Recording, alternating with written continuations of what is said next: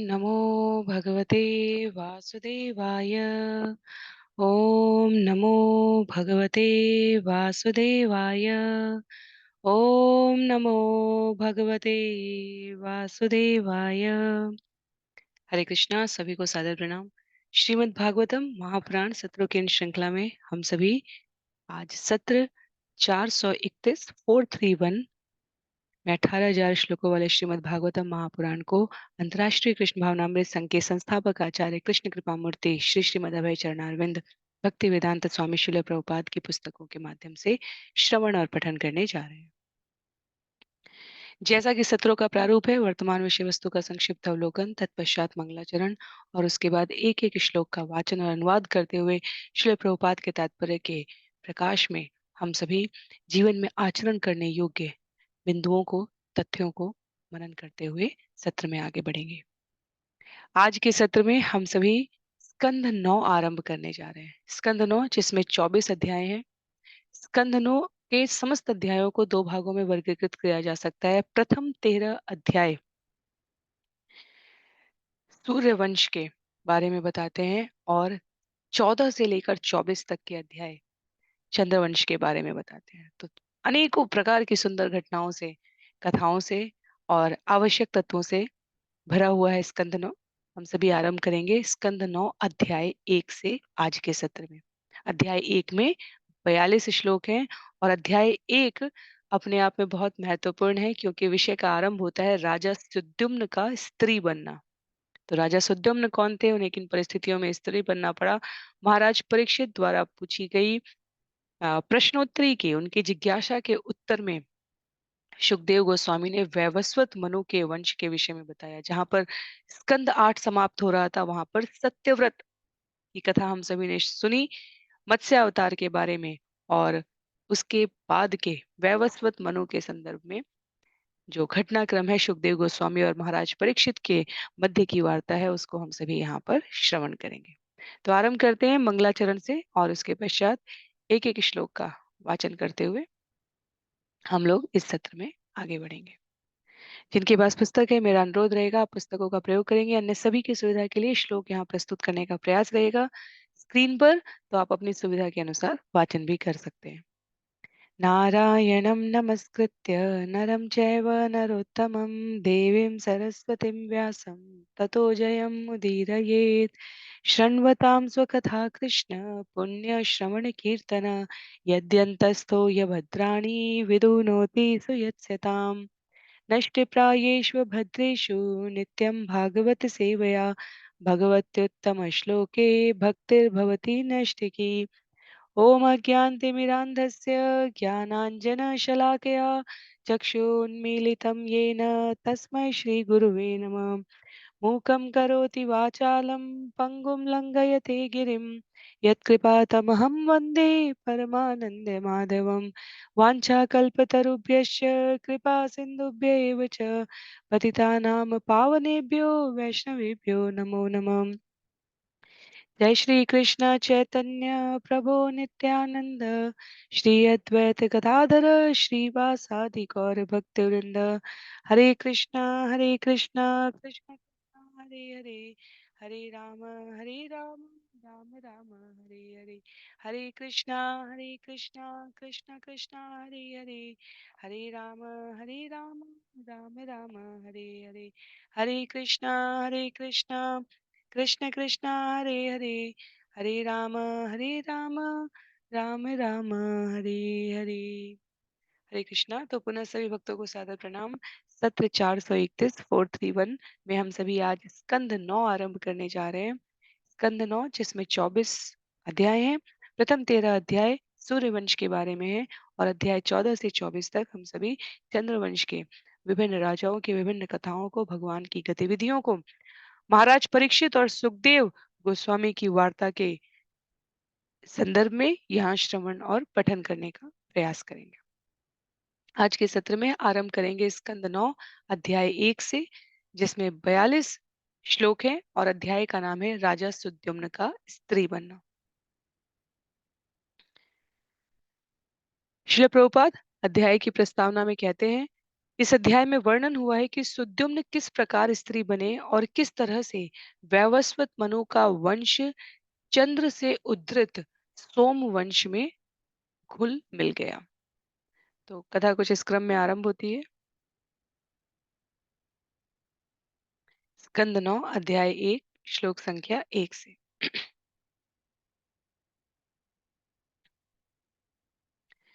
श्रीराजोवाच मन्वन्तराणि सर्वाणि त्वयोक्तानि श्रुतानि मे वीर्याणि अनन्तवीर्यस्य हरे तत्र कृतानि च। राजा परीक्षित ने कहा, हे प्रभु सुखदेव गोस्वामी, आप विभिन्न मनुओं के सारे कालों का विस्तार से वर्णन कर चुके हैं और उन कालों में असीम शक्तिशाली भगवान के अद्भुत कार्यकलाप का भी वर्णन कर चुके हैं।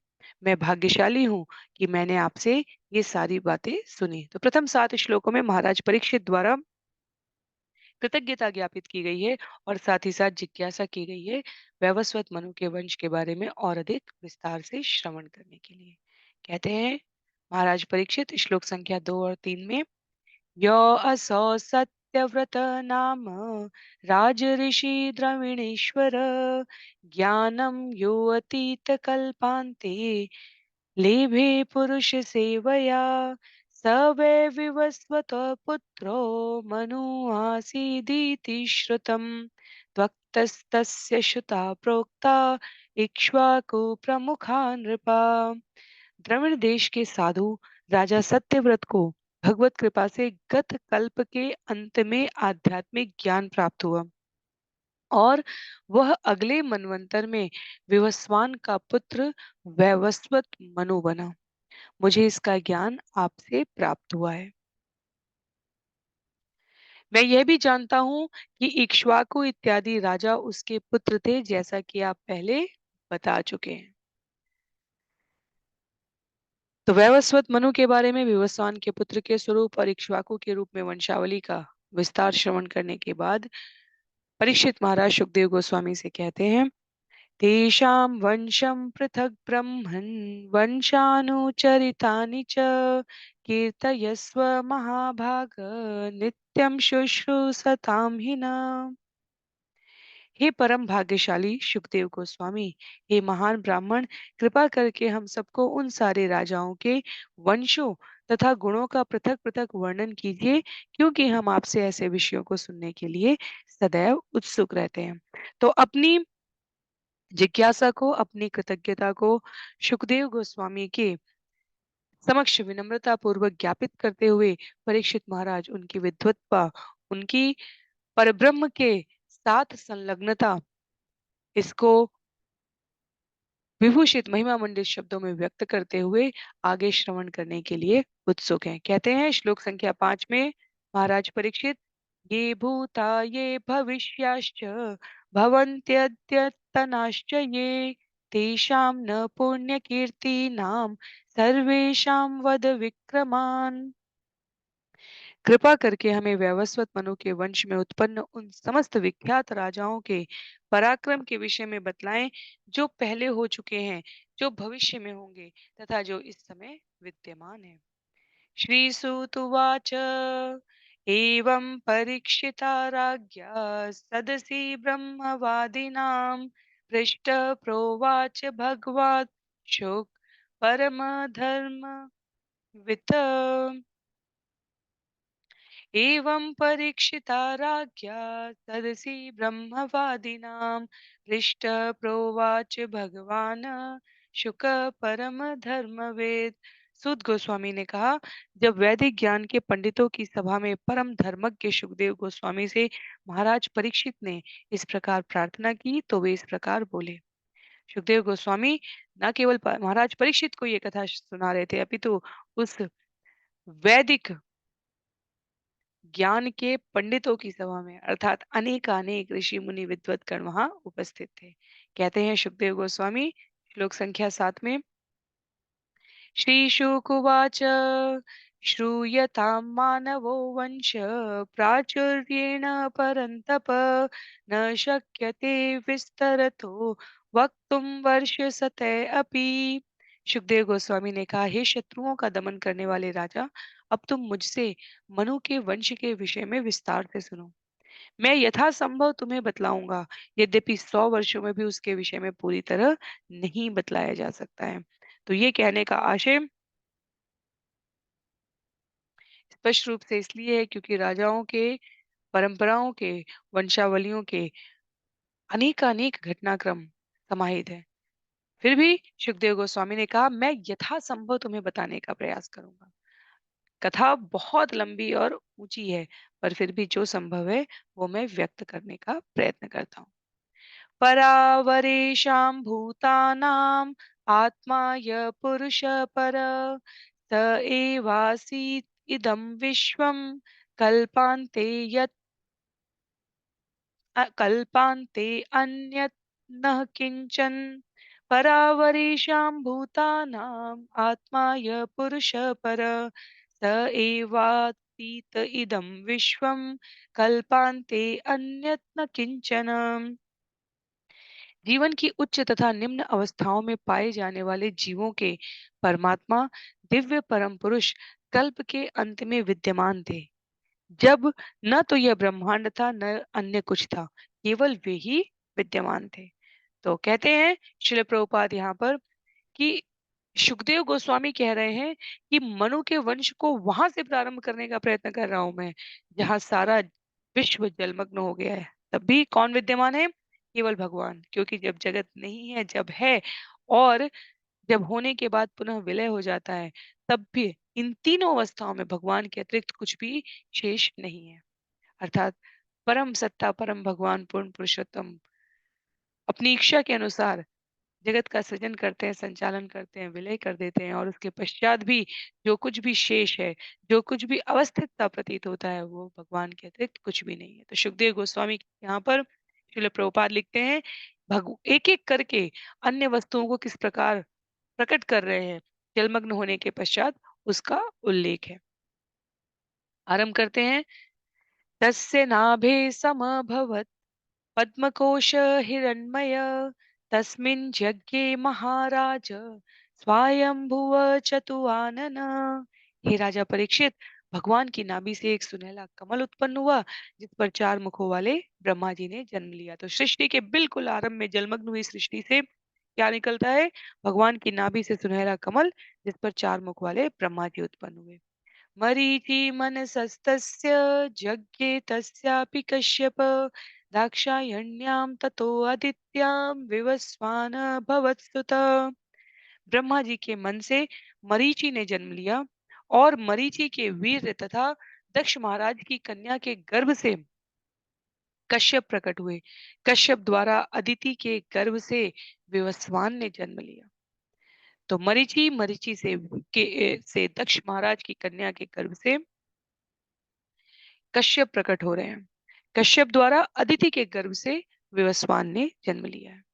ततो मनु श्राद्ध देव संज्ञायामास भारत श्रद्धायां जनयामास दश पुत्रांस आत्मवान इक्ष्वाकु नृगशर्याति दृष्ट दृष्ट करुषकान् नरिष्यन्तं पृषद्भ्रं च नभगं च कविं विभु। हे भारतवंश के श्रेष्ठ राजा, संज्ञा के गर्भ से विवस्वान को श्राद्ध देव मनु प्राप्त हुए। श्राद्ध देव मनु ने अपनी इंद्रियों को जीत लिया था। उन्हें अपनी पत्नी श्रद्धा के गर्भ से 10 पुत्र प्राप्त हुए। इन पुत्रों के नाम थे इक्ष्वाकु, नृग, शर्याति, दिष्ट, धृष्ट, करुषक, ननिष्यंत, पृषद्र, नभग तथा कवि। इनमें से अनेकानेक राजाओं की कथा है, अलग अलग पुराणों में अलग अलग स्थानों पर वर्णित है। हमने राजा नृग की कथा सुनी है, पृषद की कथा सुनी है, राजा शर्याति अ, नभग की कथा सुनी है, इक्ष्वाकु की कथा सुनी है। तो संज्ञा के संज्ञा और श्रद्धा विवस्वान की दो पत्नियों के नाम यहाँ जो व्यक्त किए गए हैं। क्षमा कीजिए, विवस्वान की पत्नी संज्ञा से श्रद्धा देव की बात श्राद्ध देव की बात की जा रही है। श्राद्ध देव मनु के वंशावली को आगे बताते हुए कहा जा रहा है कि श्रद्धा के गर्भ से उन्हें 10 पुत्रों की प्राप्ति हुई है। तो ये राजा हमारे अलग अलग स्थानों में, भागवतम में सबके बारे में विस्तार पूर्वक सारी कथाएं नहीं उपलब्ध है, क्योंकि भागवतम ये वंशावली और कथाओं का आधार महाराज परीक्षित द्वारा पूछे गए प्रश्न है। 7 दिनों में भगवान की समस्त गतिविधियों को जानने में इच्छुक महाराज परीक्षित की जिज्ञासाओं को संतृप्त करने के लिए सुखदेव गोस्वामी कथा के क्रम को उन आवश्यक व्यक्तियों और स्थितियों को व्यक्त करने में लगाते हैं जो महाराज परीक्षित की जिज्ञासा को शांत करें। तो यहाँ पर उल्लेख है श्लोक संख्या 13 में आगे बढ़ते हुए। अप्रजस्य मनो पूर्वं वसिष्ठो भगवान् किल मित्रावरुणयो इष्टं प्रजार्थम अकरोत् विभु। आरंभ में मनु के एक भी पुत्र नहीं था, अतएव उसे पुत्र प्राप्ति के लिए आध्यात्मिक ज्ञान में अत्यंत शक्तिशाली मुनि वशिष्ठ ने मित्र तथा वरुण देवताओं को प्रसन्न करने के लिए एक यज्ञ संपन्न किया। तत्र श्रद्धा मनोपत्नी होतारं समयाचत दुहित्रर्थम उपागम्य प्रणिपत्य पयोव्रता। उस यज्ञ के दौरान मनु की पत्नी श्रद्धा, जो केवल दूध पीकर जीवित रहने का व्रत कर रही थी, यज्ञ कराने वाले पुरोहित के निकट आई, उसे प्रणाम किया और और उससे एक पुत्री की याचना की।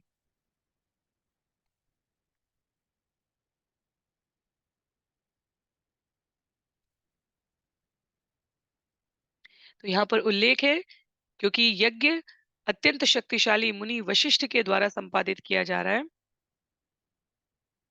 श्राद्ध देव मनु की पत्नी श्रद्धा का उल्लेख है, जो यज्ञ के दौरान यज्ञ करने वाले पुरोहित के निकट आकर एक पुत्री की याचना करती है।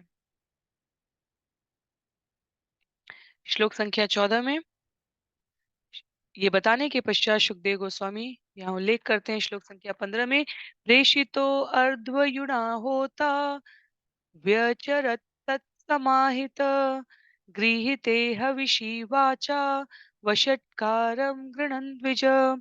प्रधान पुरोहित द्वारा यह कहे जाने पर अब आहुति डालो। आहुति डालने वाले होता ने आहुति डालने के लिए घी लिया। तब उसे मनु की पत्नी की याचना स्मरण हो आई और उसने वशट शब्दोच्चार करते हुए यज्ञ संपन्न किया। होतु तत्व्यभिचारेण कन्येला नाम संभवत् तां विलोक्य मनु प्राह नातितुष्ट मना गुरुम। मनु ने वह यज्ञ पुत्र प्राप्ति के लिए प्रारंभ किया, किंतु मनु की पत्नी के अनुरोध पर पुरोहित के विपत होने से इला नाम की एक कन्या उत्पन्न हुई। इस पुत्री को देखकर मनु बिल्कुल प्रसन्न नहीं हुए, अतएव वे अपने गुरु वशिष्ठ से इस प्रकार बोले। तो पुनः यहाँ स्त्री और पुरुष की बात नहीं है, जिस प्रकार की इच्छा हो। वर्तमान समय में भी कई कई माताएं पुत्र और पुत्री के लिए अपनी इच्छा अनुसार प्रार्थना करते हैं। कई परिवार में, संयुक्त परिवार में पुत्र है इसलिए पुत्रियां चाहते हैं, पुत्रियां हैं इसलिए पुत्र चाहते हैं। ये विविधता मनुष्य के स्वभाव, आचार व्यवहार के लिए आचार्य स्पष्टता पूर्वक सत्यनिष्ठ तरीके से श्राद्धदेव मनु ने जब यज्ञ आरंभ किया था, तो संतानोत्पत्ति की उनकी आकांक्षा पुत्र के संदर्भ में थी, माँ की आकांक्षा पुत्री के संदर्भ में थी। तो यहाँ पर श्रील प्रभुपाद कहते हैं, क्योंकि मनु के संतान नहीं थी, तो पुत्री के होने पर, संतान के होने पर वे के जन्म पर वो प्रसन्न हुए और उन्होंने उसका नाम इला रखा, पर उनकी अभी भी अभिलाषा पुत्र प्राप्त करने की थी। तो उन्होंने श्लोक संख्या 17 में उल्लेख आता है, वशिष्ठ मुनि से कहा, भगवन् किम इदं जातं कर्म वो ब्रह्मवादिनां विपर्ययम् अहो कष्टं मैवं स्याद् ब्रह्म विक्रिया। हे प्रभु, आप लोग वैदिक मंत्रों के उच्चारण में पटु हैं, तो फिर वांछित फल से विपरीत फल क्यों निकला? यही पश्चाताप का विषय है। वैदिक मंत्रों का ऐसा उल्टा प्रभाव नहीं होना चाहिए था। तो वैदिक मंत्रों का यदि ठीक से उच्चारण किया जाए तो जिस इच्छा से यज्ञ किया जाता है उसकी पूर्ति अवश्य होती है। और कलयुग के संदर्भ में श्रील प्रभुपाद यहाँ इस श्लोक के तात्पर्य में शिक्षाष्टकम को स्मरण कर रहे हैं, जहाँ पहला श्लोक है, क्योंकि यज्ञ की बात की जा रही है और यज्ञ में उच्चारित शब्दों का वाचन यदि शुद्ध वैदिक रीति से किया गया तो उसका परिणाम भी उसी प्रकार होना चाहिए। शिक्षाष्टकम का प्रथम श्लोक जो हम सभी के लिए प्रातः स्मरणीय है, उसका उल्लेख करते हुए यहाँ पर कहते हैं श्रील प्रभुपाद, चेतो दर्पण मार्जनम भवमहादावाग्नि निर्वापणम् श्रेयः कैरवचन्द्रिका वितरणम् विद्यावधू जीवनम् आनन्दाम्बुधिवर्धनं प्रतिपदम् पूर्णामृतस्वादनम् सर्वात्मस्नपनं परं विजयते श्रीकृष्ण संकीर्तनम। श्री कृष्ण संकीर्तन की जय हो, जो वर्षों से हृदय में जमी धूल को स्वच्छ करता है और बार बार जन्म मरण के बद्ध जीवन की अग्नि को शमन करता है। यह संकीर्तन आंदोलन मानवता के लिए मूल वरदान है, क्योंकि यह वरदान रूपी चंद्रमा की किरणों को बिखेरता है। यह समस्त दिव्य ज्ञान का जीवन है। यह दिव्य आनंद के सागर को बढ़ाता है और हमें उस अमृत को चखने में समर्थ बनाता है, जिसके लिए हम सभी सदैव लालायित रहते हैं। मनुष्य जीवन प्राप्त करने का हमारा उद्देश्य भगवत प्राप्ति करके अपने और भगवान के संबंध को सार्थक करते हुए पुनः भगवत धाम वापस जाना है। इसलिए संकीर्तन आंदोलन मानवता के लिए वरदान है, क्योंकि ये हमारे दिव्य आनंद को, दिव्य ज्ञान को उस स्तर तक पहुंचाता है जहां हम अपने और भगवान के संबंध को समझ सके। इतना करने से पहले वो वर्षों से हृदय में जमी हुई धूल को स्वच्छ करके और पुनरपि जन्मम पुनरपि मरणम पुनरपि जननी जठरे शयनम, इस जीवन मृत्यु के चक्र को समाप्त करने में भी सहयोग करता है। इसलिए श्रील प्रभुपाद कहते हैं श्रीमद् भागवतम में, इसी श्रीमद् भागवतम में स्कंद 11 में अध्याय 5 श्लोक संख्या 32 में उल्लेख आएगा कि जो लोग बुद्धिमान है इस युग में, वो हरे कृष्ण महामंत्र का सामूहिक कीर्तन करके इस महानतम यज्ञ का लाभ उठाते हैं।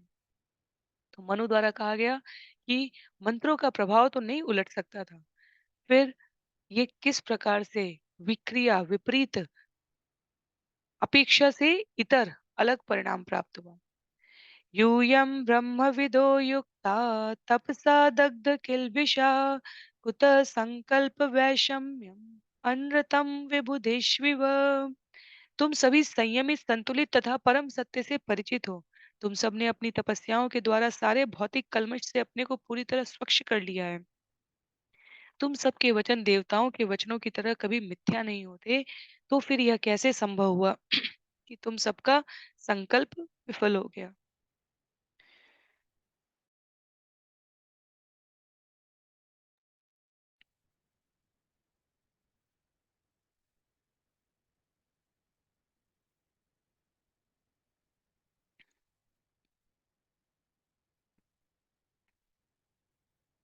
यहाँ पर कहा गया है कि जैसे देवताओं के वचन कभी मिथ्या नहीं हो सकते, और सतोगुणी देवताओं के वचनों को सार्थक करने के लिए भगवान की लीलाएं कितनी कई बार सीधे क्रम में ना आकर आड़ी टेढ़ी प्रकार से आती हैं, क्योंकि महान ऋषियों के वचन, देवताओं के वचन सत्यनिष्ठ, सतोगुणी, इंद्रियों को संयमित, मन को संयमित तपस्या करके इस परम सत्य का ज्ञान प्राप्त करने वाले व्यक्तित्वों का वचन कभी झूठा नहीं जाता। इसलिए चाहे दुर्वासा का वचन वचन रहा हो, चाहे गौतम ऋषि का, अगस्त्य मुनि का वचन रहा हो, या स्वयं गुरु बृहस्पति का, हम अभी तक जितने भी श्रवण कर चुके हैं कथाओं को, उसमें भगवान ने इन महान व्यक्तित्वों के वचनों को सार्थक करते हुए अपने आप को लीला में संलग्न किया है। तो उन्हीं उसी को स्मरण करते हुए कहते हैं यहाँ पर मनु कि आपके वचन तो कभी निष्फल नहीं हो सकते, अपेक्षा से अलग परिणाम नहीं दे सकते। फिर ये क्या हुआ? निशम्य तत्वचस्तस्य भगवान् प्रपितामहः होतुर्व्यतिक्रमं ज्ञात्वा बभाषे रविनन्दनम्। मनु के इन वचनों को सुनकर अत्यंत शक्तिशाली प्रपितामह वशिष्ठ होता की त्रुटि को समझ गए। अतः वे सूर्यपुत्र से इस प्रकार बोले। तो आहुति डालने वाले की त्रुटि को समझकर सूर्यपुत्र मनु से वशिष्ठ मुनि ने इस प्रकार कहा, एतत् संकल्प वैषम्यम होतु ते व्यभिचारित तथापि साधयिष्येते सुप्रजास्त्वं स्वतेजसा। लक्ष्य में यह त्रुटि तुम्हारे पुरोहित द्वारा मूल उद्देश्य में विचलन के कारण हुई है। फिर भी मैं अपने पराक्रम से तुम्हें एक अच्छा पुत्र प्रदान करूंगा। एवं व्यवसितो राजन् भगवान् स महायशः अस्तौषीदादिपुरुषः मिलाया पुंस्त्वकाम्यया। सुखदेव गोस्वामी ने कहा, हे राजा परीक्षित, अत्यंत प्रसिद्ध एवं शक्तिशाली वशिष्ठ ने यह निर्णय लेने के बाद परम पुरुष भगवान विष्णु से इला को पुरुष में परिणत करने के लिए प्रार्थना की।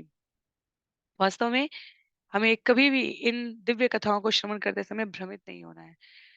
मनु का ये सोचना कि उन्हें पुत्र चाहिए, उनकी पत्नी का ये सोचना कि उन्हें पुत्री चाहिए, पुरोहित से इस प्रकार से यज्ञ में आहुति डलवाते समय वशिष्ठ शब्द का उच्चारण करने से पुरुष के बालक के स्थान पर बालिका का जन्म होना, इसमें कहीं कोई लिंग भेदाभेद और इस प्रकार की स्थिति नहीं है। ये कथाएं हैं जिनमें दिव्य लीलाएं संपादित हो रही हैं। तो स्त्री का जन्म होना या पुरुष का जन्म होना, दोनों भगवान की लीला के आधार स्वरूप है। यहाँ आहुति देने मात्र से जो महत्व की बात है वो समझना कि आहुतियों की वो शक्ति थी, मंत्रों में वो प्रभाव था कि इक्षित, क्योंकि मनसा वाचा कर्मणा संयमित ऋषि मुनियों द्वारा इसको संपादित किया जा रहा है। तो इक्षित, क्योंकि ये भगवान की योजना में सहायक गतिविधियां है, इक्षित परिणाम प्राप्त करने के लिए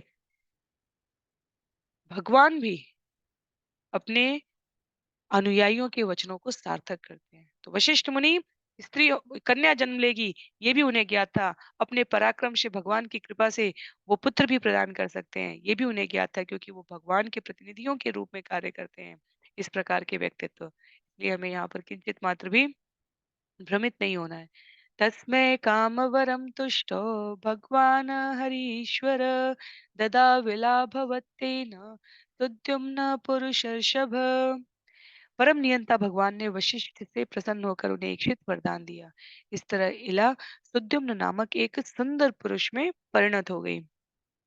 दूसरे महत्व की बात ये होती है, एक और प्रश्न आया था, ये जो मैं यहाँ स्पष्टीकरण दे रही हूँ ये इसलिए क्योंकि अलग अलग प्रकार के जो जिज्ञासा है उसके संदर्भ में जो प्रश्न आते हैं, तो वो सत्र में ही संलग्न करने इसलिए कर रही हूँ ताकि अन्यों को भी लाभ हो। एक और प्रश्न आते हैं कि अम, सभी प्रकार के सुंदर और इंद्रिय विलग होकर आचरण करने वाले राजा और रानियों के जीवन में भी संतान उत्पत्ति के लिए इतनी कठिनाई क्यों आती थी? तो इसका भी बहुत सुंदर विवेचन हमारे आचार्यों ने किया है। उन्होंने स्पष्ट कहा है, जो व्यक्तित्व भगवान की गतिविधियों के, योजनाओं के, कार्यों को संपादित करने के लिए अवतरित हो रहे हैं, उनमें से सामान्यतया जैसे स्त्री पुरुष संभोग करते हैं और इंद्रियों के संसर्ग से संतानें उत्पन्न होती हैं, उनका जन्म उस प्रकार से नहीं निर्दिष्ट होता है।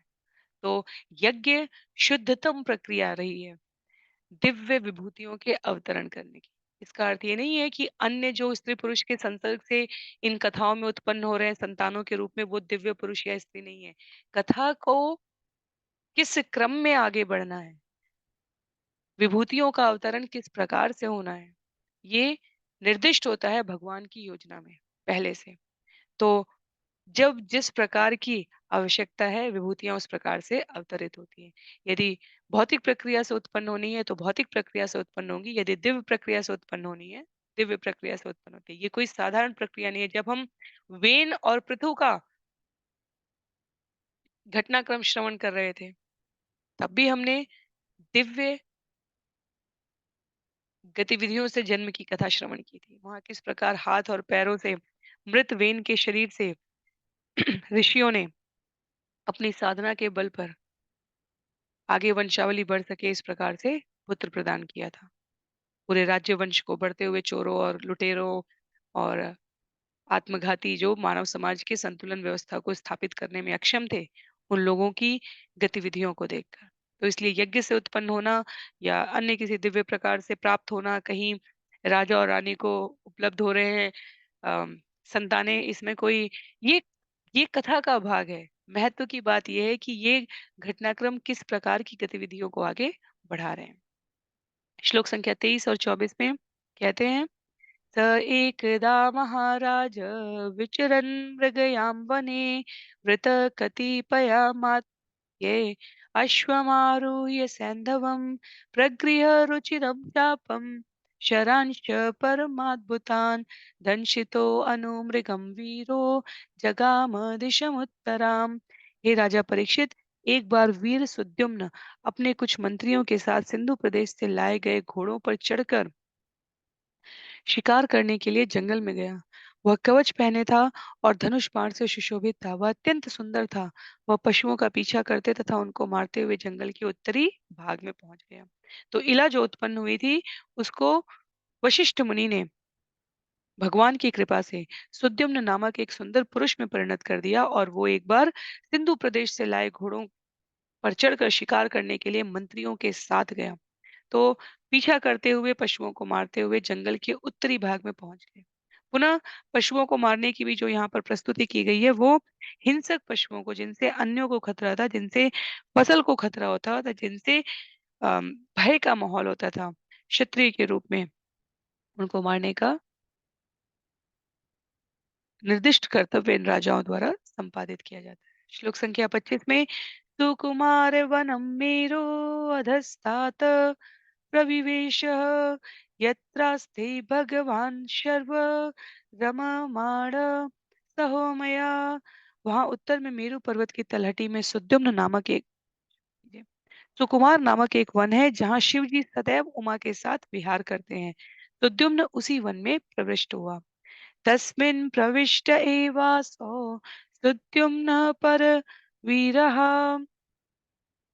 अपश्यत् स्त्रियमात्मानम् अश्वं च बलवान् नृप। हे राजा परीक्षित, ज्यों ही अपने शत्रुओं को दमन करने में निपुण सुद्युम्न उस जंगल में प्रविष्ट हुआ, त्यों ही उसने देखा कि वह एक स्त्री में और उसका घोड़ा एक घोड़ी में परिणत हो गया है। तथा तदनुगा सर्वे आत्मलिंग विपर्ययम् दृष्ट्वा विमनसो भूवन् वीक्षमाणा परस्परम। जब उसके साथियों ने भी अपने स्वरूपों एवं अपने लिंग को विपर्यस्त देखा, तो वे सभी अत्यंत खिन्न हो उठे और एक दूसरे की ओर देखने लगे। श्रीराजोवाच कथम एव गुणोदेश केन वा भगवन् कृत प्रश्नमेनं समाचक्ष्व परम कौतूहलं हिना।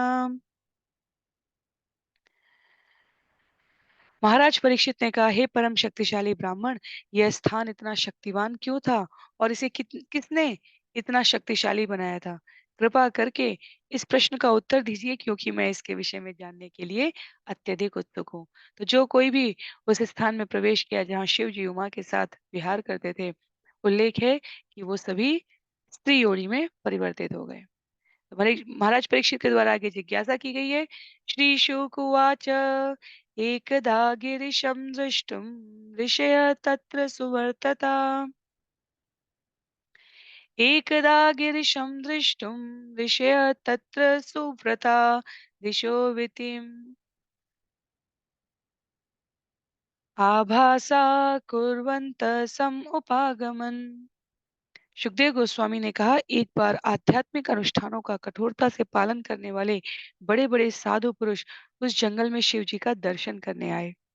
उन सब के तेज से सारी दिशाओं का सारा अंधकार दूर हो गया। तान् विलोक्य अंबिका देवी विवासा वृणीता वृषं भर्तु अंकात् समुत्थाय नीविम आशु अथ पर्यधात। जब देवी अंबिका ने इन साधु पुरुषों को देखा तो वे अत्यधिक लज्जित हुई, क्योंकि वे उस समय नग्न थी। वे तुरंत अपने पति की गोद से उठ गई और अपने वक्षस्थल को ढकने का प्रयास करने लगी। जब हम सबने विद्याधर की कथा श्रवण की थी, तब भी तो जैसी कथा है वैसा प्रसंग उद्वेलित किया गया है यहाँ पर। जब हमने विद्याधर की कथा सुनी थी, तब वहां पर साधु ऋषियों की सभा में आध्यात्मिक चर्चा के समक्ष उमा और शिव वहां पर आदर्श गृहस्थ के विद्याधर के उस संवाद में सत्य और असत्य, भ्रमित और जागृत, आध्यात्मिक ज्ञान के आलोक से प्रकाशित और भौतिक दृष्टि से देखने के परिणाम के बारे में चर्चा कर रहे थे। यहाँ कथा से कुछ लीला उत्पन्न होनी है, इसलिए अंबिका के बारे में ये कहा गया कि उन्होंने स्वयं को ऋषियों की उपस्थिति में इस प्रकार पति की गोद में लज्जा का अनुभव किया। श्लोक संख्या 31 में ऋषियो अपि तयोर्वीक्ष्य प्रसंगम ब्रह्म माणयो निवृत्ता प्रययु तस्मात् नर नारायण आश्रमम। शिव जी तथा पार्वती को काम क्रीड़ा में संलग्न देखकर सारे साधु पुरुष तुरंत ही आगे जाने से रुक गए और उन्होंने नर नारायण के आश्रम के लिए प्रस्थान किया। तद इदं भगवानाह प्रियाया प्रिय काम्यया स्थानं यः प्रविशेदे तत्स वै योषित भवेदिति। तत्पश्चात अपनी पत्नी को प्रसन्न करने के लिए शिव जी ने कहा, इस स्थान में प्रवेश करते ही पुरुष तुरंत स्त्री बन जाएगा। तत् ऊर्ध्वं वनं तद्वै पुरुषा वर्जयन्ति सा चानुचर संयुक्ता विचचार वनाद्वनम्। उस काल से कोई भी पुरुष उस जंगल में नहीं घुसा, किंतु अब स्त्री रूप में परिणत होकर राजा सुद्युम्न अपने साथियों समेत एक जंगल से दूसरे जंगल में घूमने लगा। श्रील प्रभुपाद कहते हैं यहाँ पर ये शरीर वस्त्र की भांति है और इसे यहाँ पर सिद्ध किया गया है। सुद्युम्न तथा उसके साथी पुरुष थे, जिसका अर्थ है कि उनकी आत्माएं नर वस्त्र से ढकी हुई थी, किंतु अब वे स्त्रियां हो गई, अर्थात अब आत्मा वही है पर शरीर बदल गया है। यदि श्रील प्रभुपाद के तात्पर्य न होते तो कथाओं के बीच में से तत्वों को कैसे समझना है और सही तत्वों को कैसे समझना है, ये शायद कलयुग के इस सीमित ज्ञान के समय में अत्यधिक दुविधापूर्ण होता, क्योंकि उनसे पहले की गुरु शिष्य परंपराओं में आचार्यों ने जो कुछ भी लिखा है, संकलित किया है, उसको समझने के लिए जितने धैर्य की, दृढ़ आचरण की आवश्यकता है, समय समय पर भगवान द्वारा गुरु शिष्य परंपरा में उद्धृत आचार्यों को भेजकर इसे प्रस्तुत किया जाता है। तो श्रील प्रभुपाद यहाँ कह रहे हैं पुरुष शरीर से स्त्री शरीर बन गया, लेकिन सुद्युम्न जिसे कहा जा रहा था वो आत्म तत्व अभी भी वही है। आगे कहते हैं आधुनिक चिकित्सा से नर को नारी में और नारी को नर में परिणत करने का प्रयास किया जा रहा है, पर वास्तव में दोनों ही स्थितियों में, चाहे प्राचीन घटनाक्रम को सुने चाहे अर्वाचीन घटनाक्रम को सुने, सत्य तो यही है कि शरीर का आत्मा से वास्तव में कोई संबंध नहीं है। शरीर तो इसी जीवन में या अगले जीवन में बदला जा सकता है और आत्मा का एक शरीर से दूसरे शरीर में देहांतरण होता रहता है। तो ये जो ज्ञान है वस्त्र रूपी शरीर के प्रति कितना संलग्न होना है, पंडितः समदर्शिना, ये ज्ञान हमें आत्मा का दर्शन परमात्मा के अंश स्वरूप में स्पष्ट करता है। श्लोक संख्या 34 में कहते हैं अथ तामाश्रमाभ्यासे चरन्तीं प्रमदोत्तमां त्रिभिः परिवृतां वीक्ष्य चकमे भगवान बुध। सुद्युम्न परम सुंदर स्त्री में परिणत कर दिया गया था, जो कामेक्षा को जगाने वाली थी और अन्य स्त्रियों से घिरी हुई थी। चंद्रमा के पुत्र बुद्ध ने इस सुंदरी को अपने आश्रम के निकट विचरण करते देखकर उसके साथ संभोग करने की इच्छा प्रकट की। सापीतं चकमे शुभ्रू सोमराज सुतं पतिम।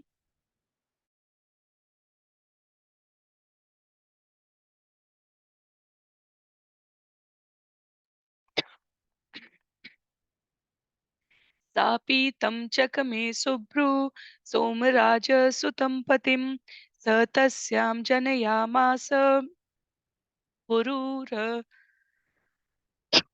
पुरूरवसमात्मजम्।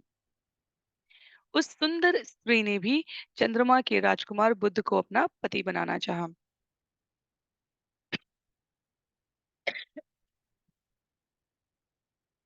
इस तरह बुद्ध ने उसके गर्भ से पुरुरवा नामक एक पुत्र उत्पन्न किया। एवं स्थित्वम् अनुप्राप्त सुद्युम्नो मानवो नृप सस्मार सकुलाचार्यं वशिष्ठम इति शुश्रूषम्। मैंने विश्वस्त सूत्रों से सुना है कि मनु पुत्र सुद्युम्न ने इस प्रकार स्त्रीत्व प्राप्त करके अपने कुलगुरु वशिष्ठ का स्मरण किया।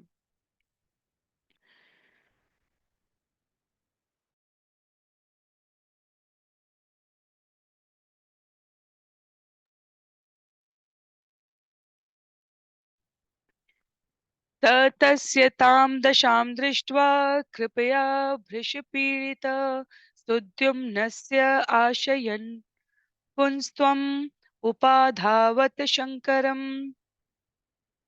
सुद्युम्न की इस शोचनीय स्थिति को देखकर वशिष्ठ अत्यधिक दुखी हुए। उन्होंने सुद्युम्न को उसका पुरुषत्व वापस दिलाने की इच्छा से शिव जी की पूजा करनी फिर प्रारंभ कर दी। तुष्टस्तस्मै स भगवान् ऋषये प्रियम् आहवन त्वां च वाचमृतां कुर्वन्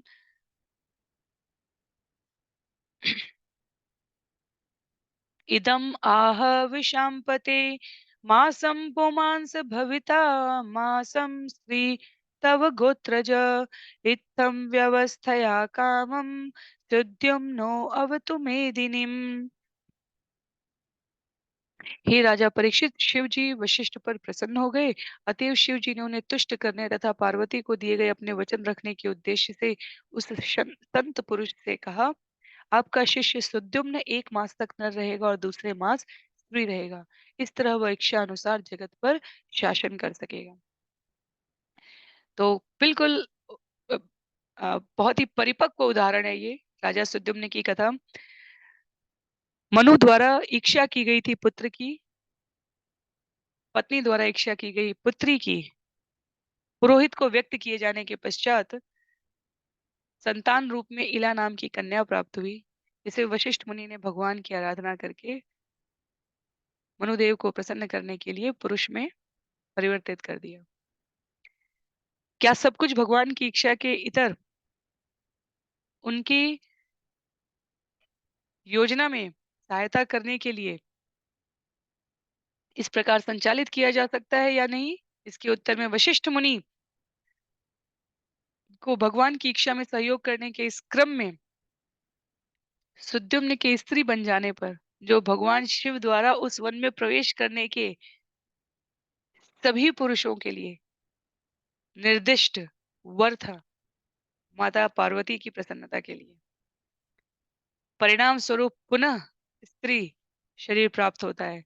वशिष्ठ समझते हैं कि अब उन्हें भगवान शिव से इसके लिए आराधना करनी पड़ेगी। तो श्रील प्रभुपाद यहाँ पर कहते हैं, वैदिक प्रणाली में कभी-कभी एक ही ऋषि की शिष्य परंपरा में ब्राह्मण और क्षत्रिय दोनों पाए जाते हैं और कभी-कभी तो वैश्य भी पाए जाते हैं। क्योंकि गोत्र तथा कुल एक ही है, अतएव शिष्य तथा वीर से उत्पन्न कुल में कोई अंतर नहीं होता। तो भारतीय समाज में विवाह आदि परंपरा के समय हम इस प्रणाली को अभी भी देखते हैं। तो लिखते हैं श्रील प्रभुपाद की विशेष रूप से विवाह में गोत्र की गणना की जाती है, क्योंकि गोत्रज एक ही कुल में उत्पन्न लोगों को बताता है, चाहे वे शिष्य हो चाहे कुल के सदस्य हो। इसीलिए सामान्यतः समान गोत्र में विवाह नहीं किया जाता। तो यहाँ पर सुद्युम्न को महर्षि वशिष्ठ की कृपा से एक मास तक स्त्री शरीर, एक मास तक पुरुष शरीर, और इस प्रकार राजा शासन भी कर सकता है। राजा के द्वारा बुद्ध के संग विवाह के पश्चात उत्पन्न संतान के संचालन की भी सुविधा रहती है। श्लोक संख्या 40 में, आचार्यानुग्रहात् कामं लब्ध्वा पुंसत्वं व्यवस्थया पालयामास जगतिम नाभ्यनंदन स्म तम प्रजा। इस प्रकार गुरु की कृपा पाकर शिव जी के वचनों के अनुसार सुद्युम्न को प्रति दूसरे मास में उसका इच्छित पुरुषत्व फिर से प्राप्त हो जाता था और इस तरह उसने राज्य पर शासन चलाया। यद्यपि नागरिक इससे संतुष्ट नहीं थे। तो लिखते हैं श्रील प्रभुपाद कि नागरिकों को ज्ञात हो गया था कि राजा हर दूसरे मास स्त्री में परिणत हो जाता है, तो वो अपने राजसी कर्तव्यों को नहीं निभा सकता था। फलस्वरूप नागरिक अत्यधिक असंतुष्ट थे। तो तत्कालीन परिस्थितियों में राजसी कर्तव्यों के लिए स्त्री शरीर क्यों नहीं उपयोगी था या किस प्रकार की बाध्यता थी, ये भागवतम का विषय नहीं भी है और एक प्रकार से है भी। इसलिए श्रील प्रभुपाद आगे घटनाक्रम में जहाँ आवश्यकता है अपने सत्रों में इसको उद्भासित करते हुए कहते हैं कि जो हमें सामाजिक दृष्टि से असंतुष्टि कारण लग रहा था, वो वास्तव में इन वंशों की कथावली में घटनाक्रम को आगे बढ़ाने से संपादित होता था। श्लोक संख्या 41 में तस्योत्कले गयो राजन् विमल च त्रय सुता दक्षिणापथ राजान बभूवु धर्मवत्सला। हे राजा, सुद्युम्न के 3 अत्यंत पवित्र पुत्र उत्पन्न हुए, जिनके नाम थे उत्कल, गय तथा विमल, जो दक्षिणापथ के राजा बने। ततः परिणते काले प्रतिष्ठानपति प्रभु पुरूरवस उत्सृज्य गांपुत्राय गतो वनम। तत्पश्चात समय आने पर जब जगत का राजा सुद्युम्न काफी वृद्ध हो गया, तो उसने अपना सारा साम्राज्य अपने पुत्र पुरुरवा को दे दिया और स्वयं जंगल में चला गया। पुरुरवा हमारे शास्त्रों के पुराणों की इतिहास की कथाओं में अनेकानेक घटनाओं के लिए अनेकानेक कथाओं के लिए प्रसिद्ध है। तो यहाँ पर 42 श्लोकों वाला ये अध्याय समाप्त हो रहा है। श्रील प्रभुपाद तात्पर्य में कहते हैं कि वैदिक प्रणाली के अनुसार कलयुग के लिए संस्तुत किया गया है, जब किसी की आयु 50 वर्ष हो जाए तो वह वर्णाश्रम संस्थान में रहता हुआ अपने पारिवारिक जीवन को अवश्य छोड़ दे। अर्थात जो पारिवारिक संलग्नता है वो शनैः शनैः क्षीण कर देनी चाहिए। बढ़ती हुई उम्र के साथ आत्मा और शरीर की जो पृथकता है उसके बारे में हमारा ज्ञान पुष्ट हो जाना चाहिए। यदि जीवन भर सत्संग नहीं किया है तो भी जिस क्षण जिस समय ये ज्ञान हो जाए, तो कलयुग के लिए आधी वास्तव में आधी उम्र के लिए कहा गया था। ब्राह्मण क्षत्रिय वैश्य शूद्र किसी वर्णाश्रम के लिए गृहस्थ संन्यास इस प्रकार की कोई अलग से व्यवस्था नहीं है। यदि हम अन्य युगों को देखें तो ब्रह्मचर्य अवस्था जो आरंभिक शिक्षा और अध्ययन की अवस्था है, उसमें ही जीवों द्वारा मनुष्यों द्वारा इतना अधिक प्रयत्न कर लिया जाता था अपने इंद्रियों को नियंत्रित करने के लिए। तत्पश्चात जहाँ कर्तव्य निर्दिष्ट करने की गृहस्थाश्रम में अलग अलग आश्रमों में रहते हुए वर्ण में रहते हुए भी भगवत भक्ति से कभी अपने आप को जो नहीं छोड़ रहे होते हैं, वो जिस प्रकार कलयुग में 50 वर्ष की अवस्था में शनैः शनैः वर्णाश्रम संस्थान में रहते हुए पारिवारिक संलग्नता को शनैः शनैः धीरे करने की बात आ रही है, वो अन्य युगों में भी उतना ही प्रभावशाली रहा है। तो सुद्युम्न काफी वृद्ध हो गए, तो साम्राज्य अपने पुत्र पुरुरवा को देकर स्वयं जंगल में चले गए। श्रील प्रभुपाद कहते हैं इस प्रकार श्रीमद् भागवतम के नवम स्कंद के अंतर्गत राजा सुद्युम्न का स्त्री बनना नामक पहले अध्याय के भक्ति वेदांत तात्पर्य यहाँ पर पूर्ण हो रहे हैं। तो वंशावलियों के इस क्रम में राजा सुद्युम्न से उत्पन्न पुत्रों में पुरुरवा को राज्य प्राप्त हुआ है। तो अब करुष इत्यादि जो मनुष्य मनु के अन्य पुत्र रहे हैं, उनका उल्लेख अगले अध्याय में किया जाएगा, जहां पर मनु के पुत्रों की वंशावलियां बताई गई हैं। तो इसलिए स्कंद 9 में वास्तव में बीच में भी हमने स्कंद 7 में भी कई वंशावलियों के नाम क्रमशः सुने थे। दक्ष की पुत्रियों की वंशावलियों के नाम हम सबने श्रवण किए थे। सब स्मरण रहेंगे ये आवश्यक नहीं है। उत्तानपाद और प्रियव्रत के वंशावलियों के नाम हमने श्रवण किए थे। ये नामों का उद्धरण यहाँ पर इस बात को सुस्पष्ट करता है कि ये मनवंतर की, ये काल चक्र की गणना, ये सब कुछ काल्पनिक नहीं है। ये बहुत ही संयोजित तरीके से, व्यवस्थापरक तरीके से स्थापित किया गया है। तो कश्यप की वंशावलियां हो या प्रजापति की वंशावलियां हो या मनु की ये विभिन्न वंशावलियों, इतनी दीर्घता में, इतने अ, विस्तार में यहाँ केवल नामों का उल्लेख होगा और किंचित मात्र जहाँ आवश्यक है भगवान के परम भक्तों की घटनाओं का उसका उल्लेख होगा। पर ये हमें आश्वस्त करता है कि जो हम श्रवण कर रहे हैं भागवतम में वो बिल्कुल प्रामाणिक है। नहीं तो इतने वेद पुराण उपनिषद संहिताओं और इतिहास की गाथाओं को जिस राजा ऋषि स्त्री के घटनाक्रम से हम यहाँ श्रवण कर रहे हैं, वही घटनाक्रम कहीं और किसी और पुराण में किसी और स्थान पर हमें बिल्कुल उसी स्वरूप को आगे विस्तार पूर्वक देगा। तो समस्त घटनाएं कहीं ना कहीं विस्तार में है, कहीं ना कहीं संक्षिप्त में है। इसलिए जो ऊपर ऊपर से अध्ययन करते हैं, हल्का फुल्का कहीं से श्रवण करके अध्ययन करते हैं शास्त्रों के लिए, उन्हें दुविधा होती है। और जो गुरु शिष्य परंपरा के प्रामाणिक प्रतिनिधियों की पुस्तकों के माध्यम से गुरु के संरक्षण में श्रवण करते हैं, भक्तों के संग श्रवण करते हैं, उनको न केवल शास्त्र समझने में सुविधा होती है, अपितु अन्यों को भी बहुत ही विश्वास पूर्वक स्पष्ट करने में प्रवीणता प्राप्त होती है।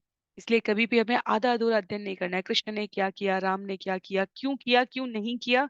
इस प्रकार के प्रश्नों का उत्तर हमारे शास्त्रों में बहुत ही विधिवत तरीके से दिया है। यदि सुद्युम्न की कथा नहीं भी बताई जाती, तो ऊपर से केवल चुनौतीपूर्ण तरीके से श्रवण करने वालों को कोई ऐसा विषय ज्ञात ही नहीं होता। पर स्पष्टता पूर्वक बताने का अर्थ यहाँ पर भगवान के वचनों में, भगवान के व्यक्तित्वों में, मंत्रों में निहित शक्ति, सामर्थ्य और लीला का अद्भुत वर्णन करने के लिए किया गया है।